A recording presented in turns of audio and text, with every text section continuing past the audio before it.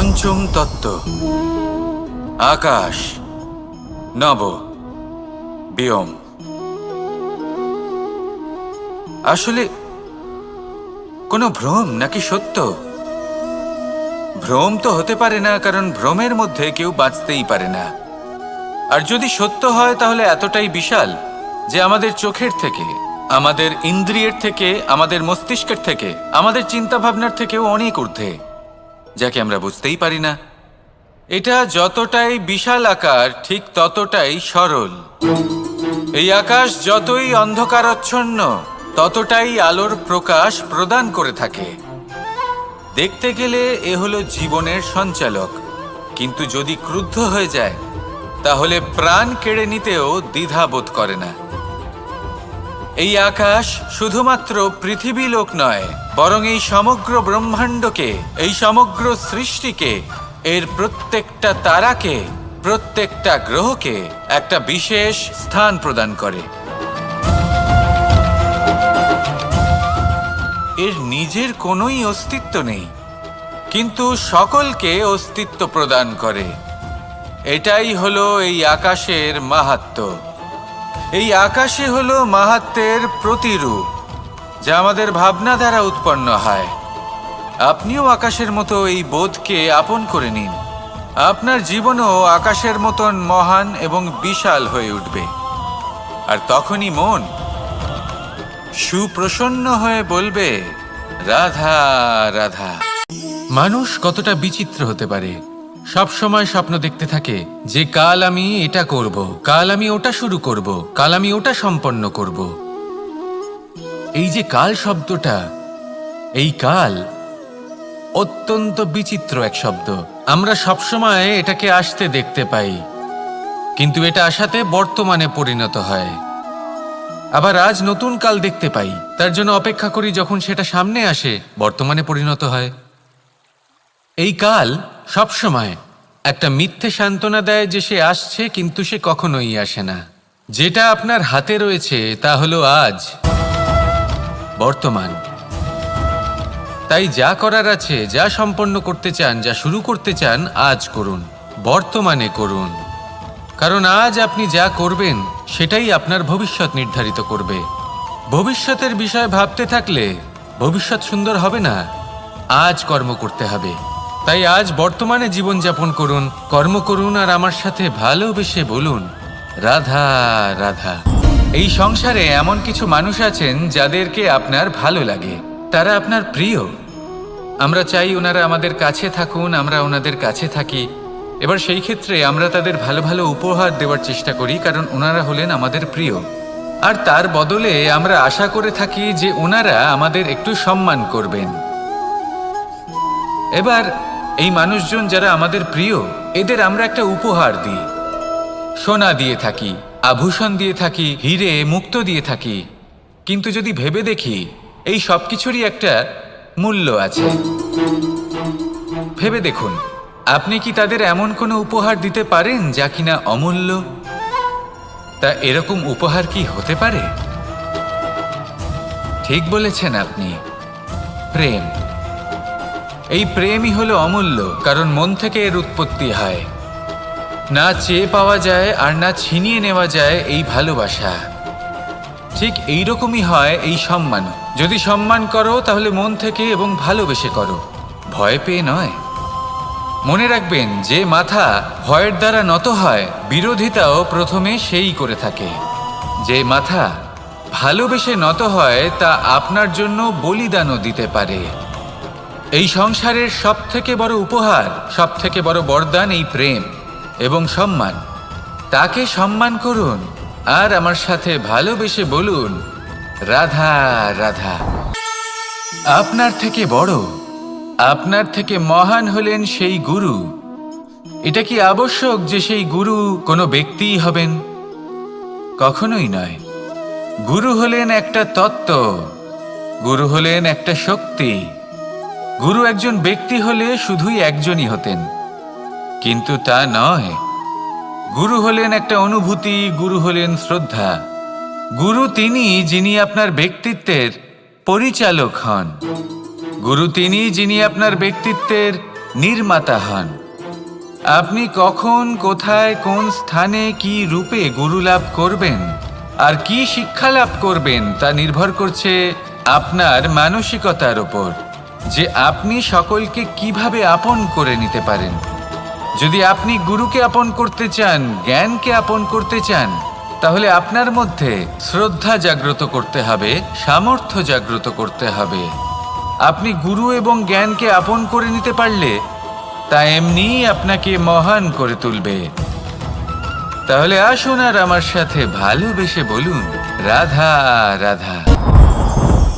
ক্ষমা একটা অত্যন্ত সুন্দর শব্দ, আমার খুব প্রিয় শব্দ।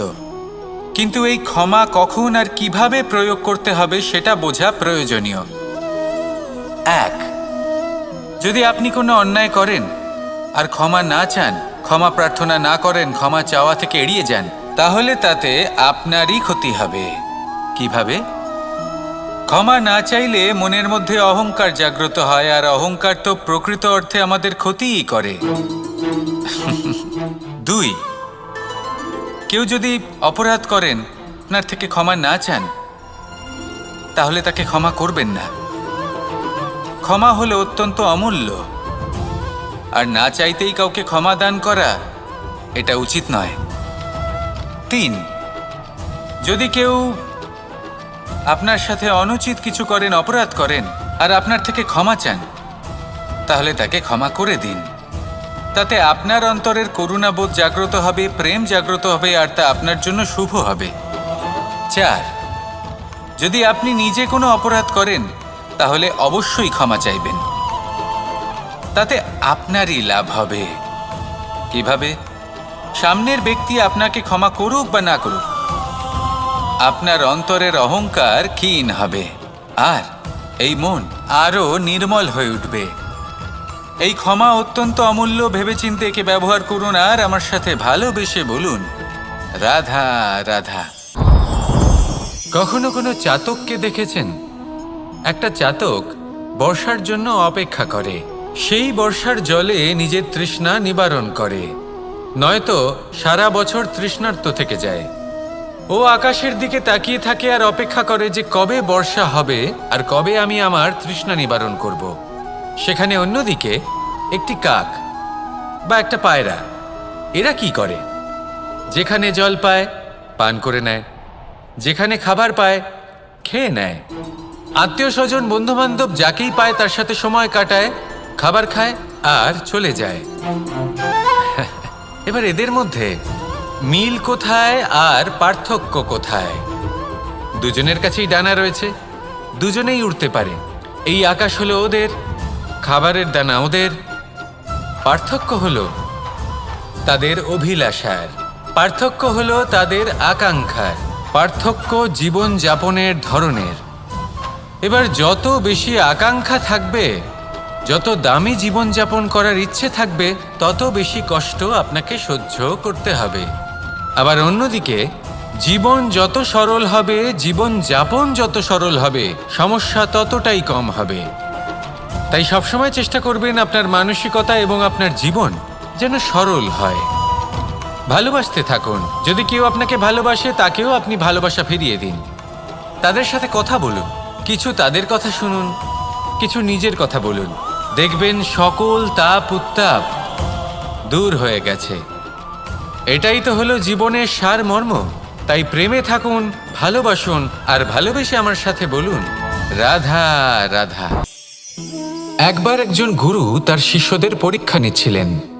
উনি ওনার প্রত্যেক শিষ্যকে একটি করে পাখি দিয়ে বললেন সেই পাখির বলি দিতে হবে, কিন্তু এমন এক স্থানে যেখানে কেউ তাদের দেখতে পাচ্ছে না। প্রত্যেক শিষ্য নিজের যাত্রা শুরু করল। কেউ ঘন বনে প্রবেশ করল, কেউ অন্ধকার গুহায় প্রবেশ করল, কেউ দূরে কোনো পর্বতের শিখরে পৌঁছে গেল। যে মুহূর্তে দেখলো তাদের কেউ দেখতে পাচ্ছে না, তারা সেই বলি দিতে চেষ্টা করল। যেই বলি দিতে গেল, সেই পাখি আলোর কিরণে পরিবর্তিত হলো এবং লুপ্ত হয়ে গেল। একজন শিষ্য ছিল যে আবার গুরুর কাছে ফিরে এলো। সে বলল, ক্ষমা করবেন গুরুদেব, কিন্তু আমি এমন কোনো স্থান পেলাম না যেখানে কেউ আমাকে দেখতে পাচ্ছে না। অন্য কেউ না দেখতে পেলেও আমি নিজে দেখতে পাচ্ছিলাম, আমার অন্তর্মন দেখতে পাচ্ছিল। সেই শিষ্য বুঝতে পেরেছিল যে পরমাত্মার দৃষ্টি সবসময় তাকে দেখতে পাচ্ছে, আর ও কখনো অনুচিত কর্ম করতে পারবে না। আর শুধুমাত্র এই কারণে সেই শিষ্যই সেই পরীক্ষায় উত্তীর্ণ হল। আসুন আর আমার সাথে ভালোবেসে বলুন, রাধা রাধা। আমরা সবাই ফল খাই, কিন্তু আমাদের সেই ফলই প্রিয় হয় যে পরিপক্ক হয়ে ওঠে, যেটা নম্র হয়, আর যে ফল অনেক বেশি মিষ্টি আর সুস্বাদু হয়ে থাকে, যাদের রঙে বাহার দেখা যায়। সেইভাবে জীবনে আমরা নানান মানুষের সাথে পরিচিত হই, কিন্তু সেই মানুষই আমাদের মন ছুঁয়ে যায় যারা বিনম্র স্বভাবের, যাদের বাণী খুব মধুর, যাদের অন্তরে আত্মবিশ্বাসের একটা তেজ, একটা রং দেখা যায়। এবার এমন ব্যক্তি আমরা কি করে হব? ঠিক সেইভাবেই যেমন একটা ফল রোদ, বর্ষা, শীত, বায়ু এই সকল সংকটময় পরিস্থিতির সম্মুখীন হয়ে পরিপক্ক হয়ে ওঠে, সেইভাবেই মানুষ সংকটময় পরিস্থিতির সম্মুখীন হয়ে পরিপক্ক হয়ে ওঠেন। যদি এই সংকটের সম্মুখীন হন তাহলে অভিজ্ঞ হবেন, আর এই অভিজ্ঞতাই শিক্ষা দিয়ে যাবে।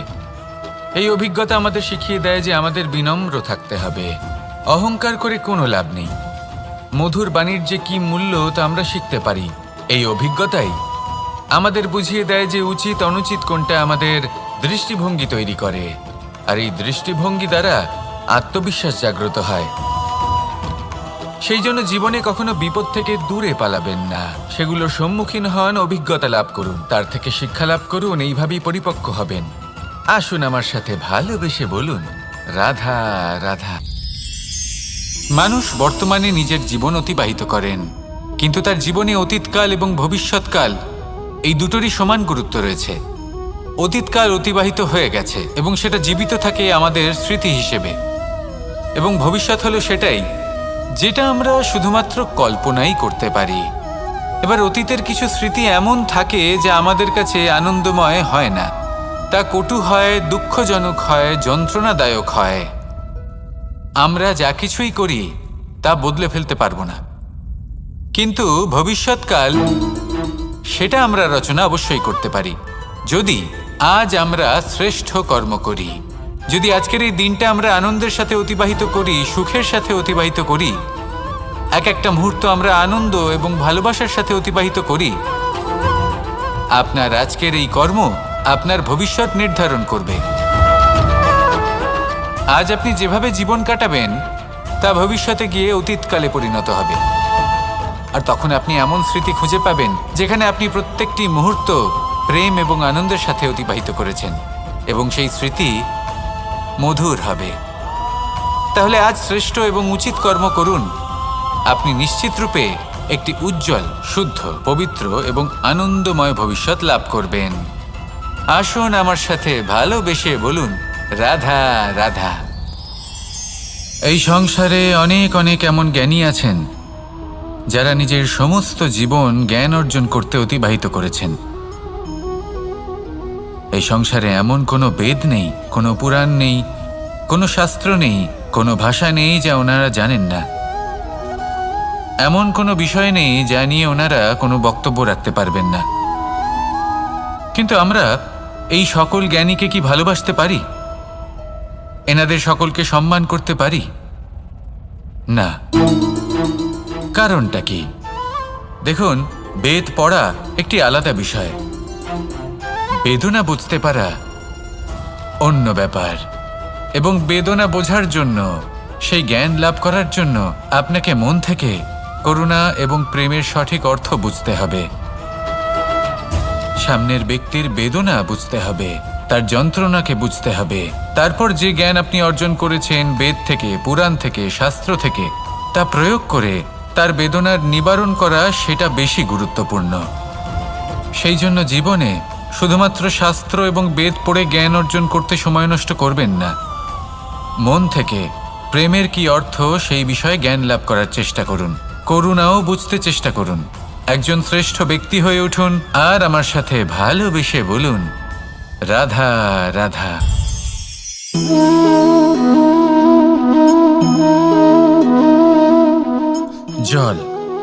এই সংসারের সমস্ত প্রধান তত্ত্বের মধ্যে একটি।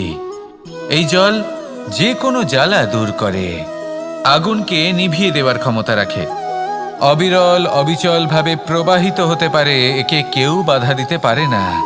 এর পথে বাধা সৃষ্টি করলে নিজের পথ নিজেই খুঁজে নেবে বা সে নিজেই নিজের পথ বানিয়ে নেবে, কিন্তু কখনো থামবে না। এই জল হলো মহান, আর এর একটা মহান গুণ আছে, এর নিজস্ব কোনো রং নেই। কিন্তু যখন মেঘ থেকে বৃষ্টিরূপে পৃথিবীতে ঝরে পড়ে, তখন সমস্ত সংসারকে রঙিন করে তোলে। যেখানে খরা হয়েছে সেখানে শ্যামল করে তোলে, যে স্থান শ্যামল সেখানে ভিন্ন ভিন্ন প্রকারের পুষ্প ফুটিয়ে তোলে। এই জল, এই জলের মতন আমাদের হতে হবে। ওর যেমন কোনো রং নেই, আমাদেরও যেন কোনো অহংকার না থাকে। শুধু কর্মের এই ধারাতে বইতে থাকুন, এই সংসারের মঙ্গল করতে থাকুন, শ্রেষ্ঠ কর্ম করতে থাকুন। এই সংসারকে এটা বলার কোনো প্রয়োজন নেই যে আপনি কে। আপনি যদি কর্ম করতে থাকেন, তাহলে এই সংসার নিজে থেকেই আপনার মূল্য জানতে পারবে, আর তখন এই মন প্রসন্ন হয়ে বলবে, রাধা রাধা। বড়ই অদ্ভুত ব্যাপার। একটি পাথরের প্রতিমা যখন মন্দিরে স্থাপিত হয়, তখন তা আমাদের কাছে ভগবান সম হয়ে দাঁড়ায়। কিন্তু যখন একজন জীবিত মানুষ মন্দিরে গিয়ে থাকেন, তখন তার শরীর, মন, আত্মা সেই সব পাথর সম হয়ে দাঁড়ায়। কিন্তু এমনটা আমি ঠিক কেন বললাম ভেবে দেখুন। মানুষ এটা চান যে কোনো পরিস্থিতি, যে কোনো স্থানেই তার বিজয় হোক, কিন্তু এখানে এসে সে পরাজিত হয়। এরকম ঠিক কেন হয়? সমস্ত খেলা হলো ভাবনা চিন্তার, বিচারধারার, দৃষ্টিভঙ্গির, উত্তরদায়িত্বের খেলা। পাষাণের এই প্রতিমা, তার একটি উত্তরদায়িত্ব আছে, আশা ধরে রাখার দায়িত্ব। সেই আশা জানিয়ে মানুষ মন্দিরে আসেন। তেমনি মানুষের একটি উত্তরদায়িত্ব আছে, যেটা সে ভুলে যায়। আর সেই উত্তরদায়িত্ব হলো এটা, যে মন্দিরে যে ভগবানকে সে প্রসন্ন করতে যাচ্ছে, তাকে সে তখনই খুঁজে পাবে যখন পূর্ণরূপে সে সমর্পিত থাকবে। যদি মনে সমর্পণের ভাব না থাকে, তাহলে ভগবান কখনো প্রসন্ন হবেন না। নিজের উত্তরদায়িত্ব বোঝার বদলে মানুষ শুধু একটা অনুষ্ঠান পালন করেন। যেমন ফুলের একটা মালা অর্পণ করেন, আর সেই কারণেই তিনি পরাজিত হন। আপনি ফুলের মালা অর্পণ করুন, প্রসাদ অর্পণ করুন, কিন্তু মনের মধ্যে পূর্ণ সমর্পণের ভাব থাকা প্রয়োজনীয়। তবেই আপনি মন্দিরে গিয়েও প্রাণবন্ত হয়ে থাকতে পারবেন, তবেই ঈশ্বরকে প্রসন্ন করতে পারবেন। আসুন আমার সাথে ভালোবেসে বলুন, রাধা রাধা। মানুষ ছোট হোক বা বড়, রাজা হোক বা দরিদ্র, সমস্ত মানুষের মধ্যে একটা সামঞ্জস্য থাকে। সমস্ত মানুষের কাছে তার প্রশংসা অত্যন্ত গুরুত্বপূর্ণ। সে খুবই প্রসন্ন হয় যদি আপনি তার প্রশংসা করেন। কিন্তু আপনি যদি তাকে এটা বলেন যে এটা তোমার ভুল ছিল, তোমার কিছু খামতি ছিল, তখন সেটা সে মানতে রাজিই থাকে না। সব মানুষ এটা শুনতে পছন্দ করে যে সে যেটা করেছে সেটাই সর্বোত্তম। এবার আমি আপনাকে একটা কথা বলি, এই হলো নিন্দা, এই হলো প্রশংসা, আর এই হলো সত্য, যা সবার থেকে উচ্চস্থানীয়। সেই জন্য মানুষ আয়না দেখে। আয়না তাকে তার সৌন্দর্য দেখায় না, তাকে দেখায় যা সত্য, যাতে মানুষ আরও সুন্দর হওয়ার চেষ্টা করতে থাকে। তাই আয়না অত্যন্ত গুরুত্বপূর্ণ সত্যকে জানার জন্য। জীবনে নিন্দুকের মাহাত্ম্য প্রশংসকের মাহাত্ম্যের থেকে অনেক বেশি। কেন? কারণ তারা আপনাকে আপনার খামতি দেখায়, আপনার ভুলগুলো বুঝিয়ে দেয়, আপনাকে একটা সুযোগ দেয় নিজেকে শুধরে নিতে, নিজেকে আরও শ্রেষ্ঠ করে তুলতে, যা প্রশংসক করতে পারে না। তাই জীবনে যদি কখনো নিন্দা করা হয়, তাকে ভালোবেসে গ্রহণ করুন, ধন্যাত্মক রূপে গ্রহণ করুন। যদি নিজেকে কোনো শিক্ষা দেওয়া সম্ভব হয়, তাহলে অবশ্যই দিন। দেখবেন মন প্রসন্ন হয়ে বলবে, রাধা রাধা। জীবনে কখনো সাফল্য আসে, আবার কখনো অসফলতা, কখনো আশা পাওয়া যায়, কখনো নিরাশা, কখনো জয় লাভ করি, আবার কখনো পরাজয়। এর পেছনের কারণটা জানা অত্যন্ত প্রয়োজনীয়। যদি আমি পরাজয়ের কথা বলি, যখনই আমরা পরাজয় লাভ করি আমরা ভাবতে থাকি যে এমন কেন হলো। আমাদের শত্রু কি বেশি শক্তিশালী ছিল, নাকি আমাদের নীতিতে কোনো খামতি ছিল? এই সমস্ত কারণের পেছনে খুব বড় একটা কারণ থাকে, আর সেই কারণ আমাদের অন্তরে সুপ্ত থাকে। ধরে নিন একটা পথ, তাতে আপনি চলছেন, সেই পথ কাঁটায় পরিপূর্ণ, কিন্তু আপনি পাদুকা পরে রয়েছেন আর আপনি হেঁটে সামনে এগিয়ে যান। এবার এমন একটা পথ এলো যা পুষ্পে ঢাকা, আর আপনি পাদুকা পরে রয়েছেন, কিন্তু আপনার পাদুকাতে একটা পাথর আটকে গেল। তখন দু পা হাঁটাও খুব কঠিন হয়ে পড়ে। এই সংসারের যে কোনো শক্তি আপনাকে পরাস্ত করার পূর্বে আপনি জানেন কে আপনাকে পরাস্ত করতে পারে? আপনার অন্তরের দুর্বলতা, আপনার অন্তরের সেই সুপ্ত শত্রু। আর সেই জন্য ইতিবাচক মনোভাব গুরুত্বপূর্ণ হয়ে পড়ে। ভালো মানুষদের সাথে থাকুন, সৎসঙ্গে থাকুন, বন্ধুত্ব করুন, ভালোবাসুন। এই ভালোবাসা এত শক্তিশালী এক অস্ত্র যাকে ব্রহ্মাস্ত্রও পরাস্ত করতে পারে না। এই সমস্যারূপী পাথর কিছুই নয়। আসুন আমার সাথে ভালোবেসে বলুন, রাধা রাধা। মানুষের দুটো রূপ রয়েছে। এক, আমাদের এই মুখ, যা শুধুই চোখে দেখা যায়, আর দ্বিতীয় আমাদের এই মন, যা শুধুমাত্র অন্তরাত্মা দ্বারা দেখা যায়। এবার আমাদের এই মুখ, তা ঈশ্বর সকলকেই আগে থেকেই প্রদান করেছেন, কিন্তু এই মন কেমন হবে তা আমাদের জীবনের অনুভূতি এবং আমাদের জীবনের লক্ষ্য এগুলি সুনিশ্চিত করে। অর্থাৎ নেত্র দিয়ে দেখা যায় আমাদের এই মুখ, তা শুধুই এই কারণে প্রয়োজন যাতে সংসার আমাদের দেখতে পায়, আমাদের চিনতে পারে। কিন্তু যদি এই সংসারে আপনি প্রকৃত অর্থে মান সম্মান লাভ করতে চান, তাহলে নিজের অন্তরাত্মাকে আপনাকে বিকশিত করতেই হবে। দেখুন, কথায় আছে এই যে অসুর, তা শারীরিকভাবে উপস্থিত নয়, তা মনের মধ্যে থাকে। যদি এই মন থেকে অসুরকে বের করে দেওয়া যায়, তাহলে শরীরে তা উপস্থিত থাকবেই না। তাই মনকে শুদ্ধ করুন আর আমার সাথে ভালোবেসে বলুন, রাধা রাধা। মানুষ যখনই একে অপরের সামনে নিজেদের হৃদয়ের ভাবনা প্রকাশ করে, তখন এক অত্যন্ত প্রভাবশালী মাধ্যম তারা ব্যবহার করে, যাকে ভাষা বলা হয়।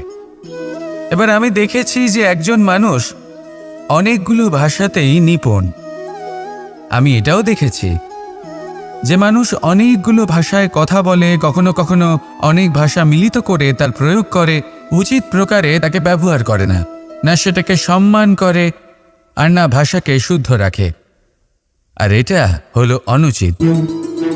যদি ভাষাকে শুদ্ধ রাখেন, তাহলে ভাষা আপনার চরিত্রকে শুদ্ধ রাখবে, তা আপনার একাগ্রতা বাড়িয়ে তুলবে। এই প্রত্যেক ধ্বনিকে অনুভব করে যদি আপনি শব্দের উচ্চারণ করেন, ভাষাকে প্রয়োগ করেন, তাহলে আপনিও আনন্দ পাবেন, আর যিনি শুনছেন সেই ব্যক্তির কানেও মধুর শব্দ বাজবে। তাই মনে রাখবেন, যে ব্যক্তি ভাষার পবিত্রতাকে সম্মান করে, তাকে সংসারও সম্মান করে। ভাষাকে শুদ্ধ এবং পবিত্র রাখুন, তাহলে ভাষা আপনার চরিত্রকেও শুদ্ধ এবং পবিত্র রাখবে। আর এই মন সুপ্রসন্ন হয়ে বলবে, রাধা রাধা। এ হলো রামায়ণের সময়কালের কথা।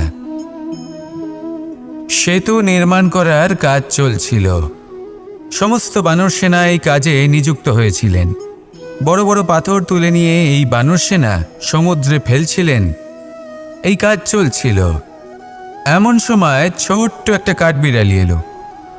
ছোট ছোট মাটির ডেলা হাতে নিয়ে সাগরের কাছে যাচ্ছিল, আর বড় বড় পাথরের পাশে রেখে দিচ্ছিল, যথাসম্ভব সেখানে রেখে আসছিল। সারা দিন ধরে সে এই পরিশ্রম করেই যাচ্ছিল। এবার শ্রীরাম তার এই কাজ দেখতে পেলেন। সেই ছোট্ট কাঠবিড়ালিটিকে নিজের হাতে তুলে নিলেন এবং অত্যন্ত ভালোবেসে তার পিঠে হাত বুলিয়ে দিলেন। কথায় আছে যে কাঠবিড়ালির পিঠে যে দাগ আছে, সেই 3টি দাগ এসেছে শ্রীরামচন্দ্রের 3 আঙুলের থেকে। যে কাজ আপনি করছেন তাতে সমস্ত শক্তি প্রয়োগ করুন। যতটা আপনার সামর্থ্য রয়েছে, যতটা আপনার প্রতিভা রয়েছে, সম্পূর্ণভাবে উৎসর্গ করে দিন। ঠিক এমনভাবে কর্ম করুন। সেই কাঠবিড়ালি কিন্তু তাই করেছিল। সেই জন্য শ্রীরামের সাথে সেও সেই কাহিনীতে অমর হয়ে গেছিল। সম্পূর্ণ শক্তি প্রয়োগ করুন, সম্পূর্ণ সামর্থ্যের সাথে কর্ম করুন, কারণ এটাই হলো শ্রেষ্ঠ পথ কোনো কর্ম করার। আসুন আমার সাথে ভালোবেসে বলুন, রাধা রাধা। এই সংসারে যখন সাফল্যের পথে আপনি অগ্রসর হবেন, তখন আপনার পরিশ্রম, একাগ্রতা, সাহসের সাথে সাথে সমাজের মানসিকতাও সহ্য করতে হবে। প্রত্যেক ব্যক্তি কিছু না কিছু ভাবেন, কিছু না কিছু বলেন। কিছু মানুষ এমন আছেন যারা ভাববেন যে আপনি কিছুই করতে পারবেন না। তারা আপনার নিন্দা করবেন, আর এই নিন্দার কথা ভেবেই আমরা ভয়ভীত হয়ে পড়ি। সেই কারণে নিজেদের আশা, নিজেদের বিশ্বাস হারিয়ে ফেলি। এবার যদি সেই নিন্দার ভয়ে আমরা লক্ষ্যচ্যুত হই, তাহলে সেটা অনুচিত। সেই জন্য জীবনে শুধু পরিশ্রম করতে থাকুন, সামনে এগোতে থাকুন। যেই দিন আপনি আপনার লক্ষ্য লাভ করবেন, সেই প্রত্যেক ব্যক্তি যারা নিন্দা করছিলেন তাদের দৃষ্টি আপনা থেকেই পাল্টে যাবে, ঠিক কিনা? এই সংসারকে যা প্রাণ চায় তাই বলতে দিন। যদি আপনি কারোর কথা শুনতে চান, তাহলে নিজের অন্তরের কথা শুনুন। সেটাই আপনাকে উচিত পথে নিয়ে যাবে। সামনে অগ্রসর হতে থাকুন, পরিশ্রম করুন। এমন একটা দিন আসবে যেদিন এই নিন্দুক ব্যক্তিরা আপনার লক্ষ্যপ্রাপ্তির উদাহরণ সবাইকে দেবে। আসুন আমার সাথে ভালোবেসে বলুন, রাধা রাধা। মানুষ সুখী জীবনযাপনের প্রতি এতটাই অভ্যস্ত হয়ে পড়ে যে একটা ছোট্ট সমস্যা এলেই সে সবার থেকে সাহায্য চাইতে শুরু করে দেয়। সে সাহায্য লাভও করে এবং সেই সংকট থেকে সে বেরিয়েও আসে। কিন্তু এই সাহায্য কিছু মুহূর্তের, আর কিছু মুহূর্তের হলো এই দুঃখ। এই দুই মুহূর্তের সাহায্যের জন্য আজীবন আপনি তার কাছে ঋণী হয়ে থাকেন। আর মানবিকতার খাতিরে আপনার মনে কৃতজ্ঞতা জেগে ওঠে। আর সেই কৃতজ্ঞতা বোধ হলো যে আপনি কখনো সেই ব্যক্তিকে ছাপিয়ে যেতেই পারবেন না। সেই জন্য জীবনে সবসময় চেষ্টা করবেন নিজেকে প্রস্তুত রাখতে। সেই সব সমস্যার জন্য, সেই সব বাধার জন্য যেগুলো আপনার জীবনে আসতে পারে। ততক্ষণ সাহায্য চাইবেন না যতক্ষণ না অন্য কোনো পথ না থাকছে।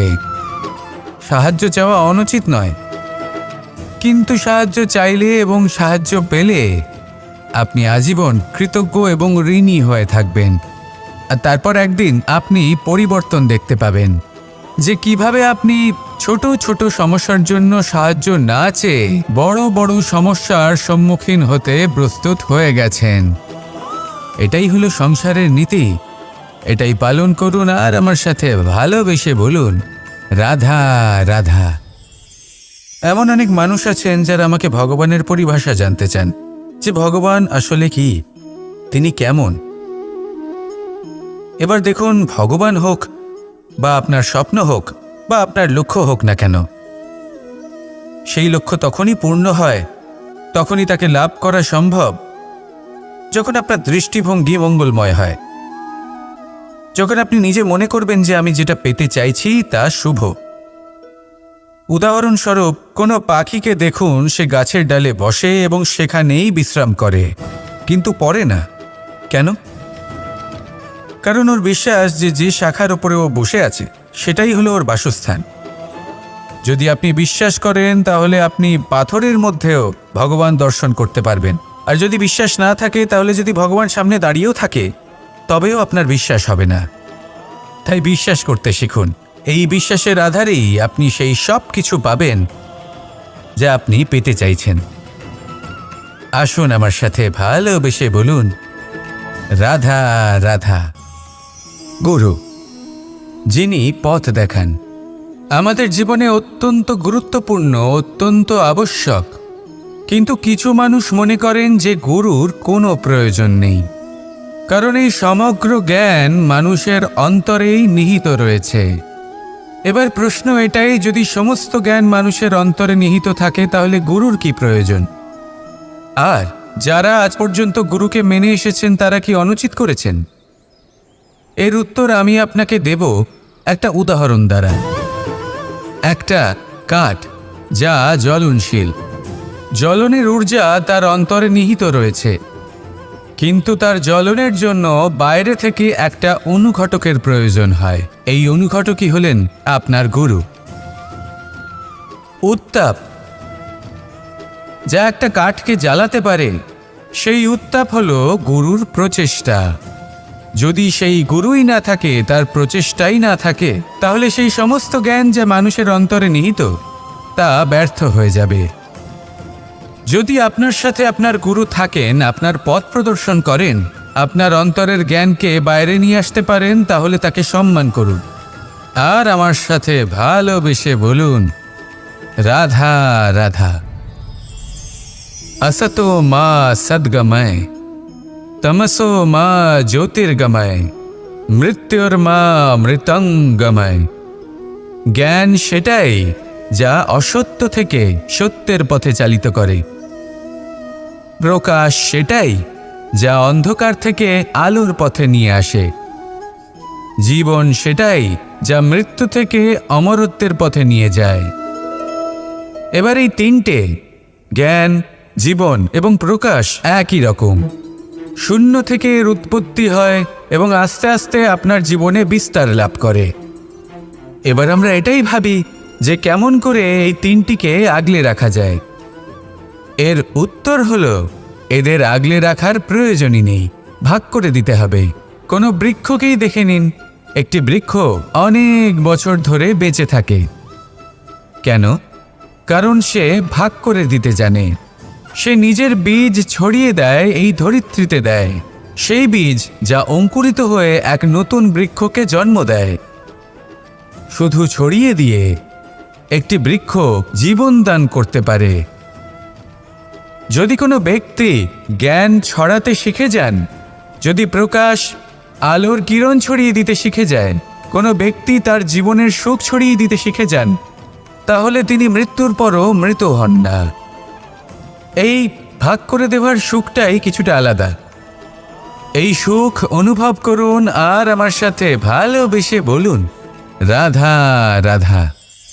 আপনি কখনো কোনো সরোবরের দিকে তাকান, যার জল হলো শান্ত, স্থির। আপনি স্পষ্ট দেখতে পাবেন সেই সরোবরের তলদেশে কি রয়েছে। তাতে সাঁতরে বেড়াচ্ছে সুন্দর মাছ, চকচকে কিছু পাথর, স্বর্ণরূপী বালি, সবই আপনি দেখতে পাবেন। কিন্তু যখনই আপনি একটা ছোট্ট পাথর তুলে সেই জলে ছুঁড়ে ফেলবেন, তখন সেই জল বিচলিত হবে আর সেই স্পষ্টতা ন্যূনতম হয়ে যাবে। তারপর কিছুই স্পষ্টভাবে দেখা যাবে না। এই ঘটনা মানুষের সাথেও ঘটে। মানুষ যদি বিচলিত হয়ে পড়ে, তখন সে বুঝতে পারে না যে বর্তমানে কি হয়ে চলেছে আর ভবিষ্যতে কি করা উচিত। কিন্তু সেই মানুষ যদি শান্ত থাকেন, স্থির থাকেন, ধন্যাত্মক থাকেন, তাহলে নিশ্চিত রূপেই বুঝতে পারবেন যে বর্তমানে কি করতে হবে আর ভবিষ্যতে কি করতে হবে। তাই নিজের মধ্যে সেই স্থিরতা আনুন, সেই ধৈর্য ধরুন, নিজেকে শান্ত রাখুন আর সবার মধ্যে ভালোবাসা ছড়িয়ে দিন। এই মন প্রসন্ন হয়ে বলবে, রাধা রাধা। সম্পর্ক এ হলো এক বন্ধন যা আমাদের এক সূত্রে বেঁধে রাখে। কিন্তু এমন কিছু ব্যক্তি থাকেন যারা এই সম্পর্কের বিষয়ে নিজস্ব একটা ধারণা করে ফেলেন যে সম্পর্ক এরকম হওয়া উচিত, সম্পর্ক সেরকম হওয়া উচিত। আমি এই সম্পর্কের জন্য কত কিছু করেছি এই ব্যাখ্যা করতে থাকেন আর তার বদলে অনেক কিছু প্রত্যাশাও করেন। কিন্তু সত্য হলো এটাই যে সব সম্পর্ক একরকমের হয় না, কিন্তু প্রত্যেক সম্পর্কের একটা বিশেষত্ব থাকে। যেমন চোখ আর নাকের এই সম্পর্ককেই দেখুন। চোখের সব থেকে কাছে কে আছে? নাক আছে। কিন্তু এই চোখ দিয়ে এই নাককে আমরা দেখতেই পাই না। তবে কি ধরে নেব এই সম্পর্কের কোনো মূল্য নেই? এমনও নয়। ঠিক এইভাবেই যদি কোনো ব্যক্তি তার আবেগ আপনার কাছে ব্যক্ত করতে না পারেন বা প্রকট করতে না পারেন বা আপনাকে বোঝাতে না পারেন, তাহলে তার মানে এটা নয় যে তার সাথে আপনার সম্পর্কের তিক্ততা রয়েছে। এমনটা কখনোই নয়। শুধু চোখ আর নাকের এই সম্পর্কের মতোই হলো আমাদের জীবনে আমাদের আপনজনের সাথে সম্পর্ক। যদি কারোর ব্যবহার আপনার প্রতি অনুচিত হয়, বা যদি কেউ অনুপস্থিত থেকে থাকে, বা কেউ যদি আপনাকে বুঝতে না পারেন, তাহলে তার অর্থ এটা নয় যে আপনি সেই সম্পর্ক ভেঙে ফেলবেন।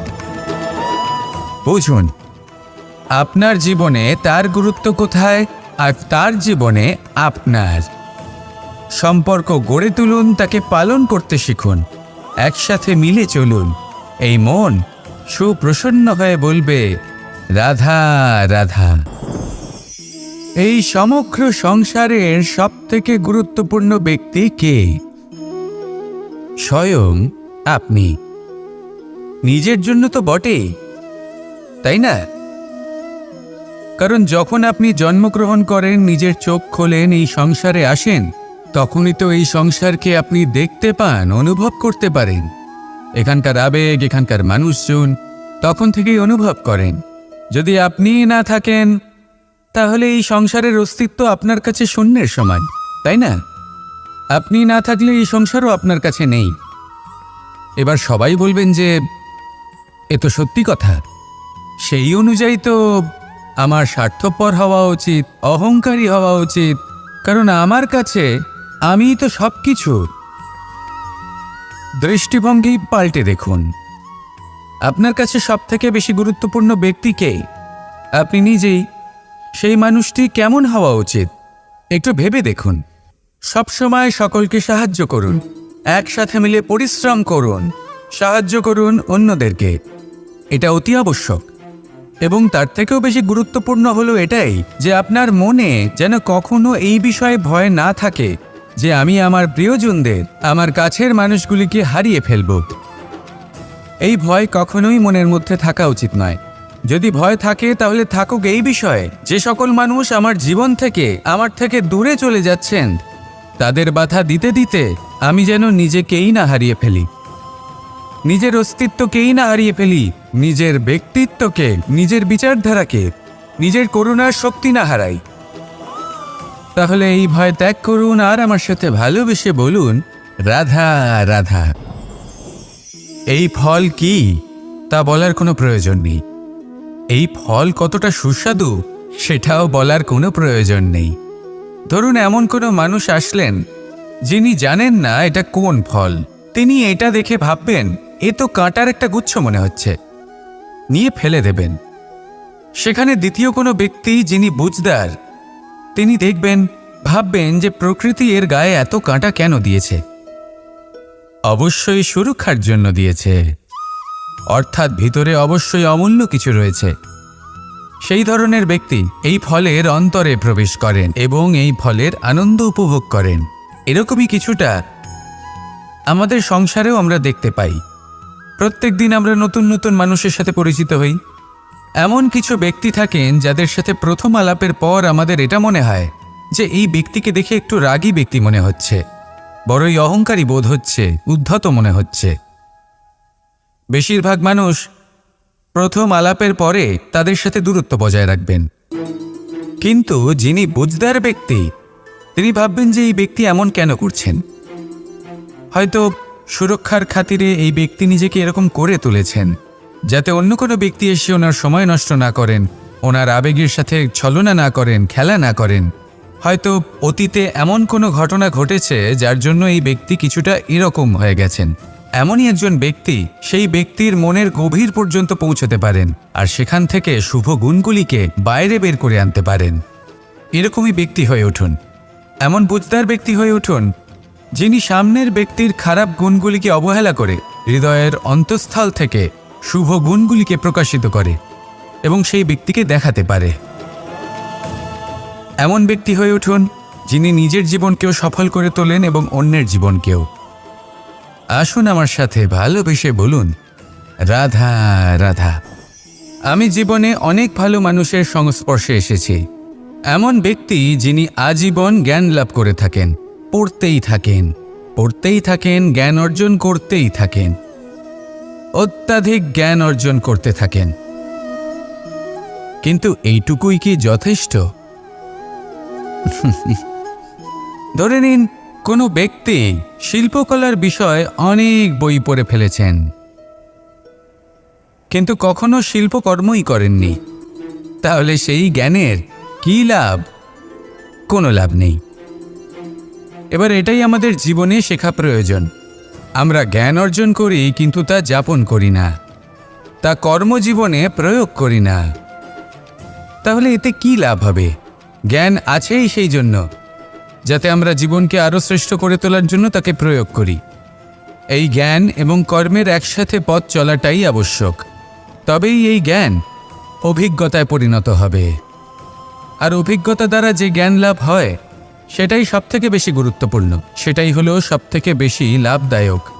সেই জন্য শুধু জ্ঞান অর্জন করবেন না, তাকে প্রয়োগ করুন, তাকে কর্মজীবনে প্রয়োগ করুন, জীবনকে আরও শ্রেষ্ঠ করে তুলুন। আর আমার সাথে ভালোবেসে বলুন,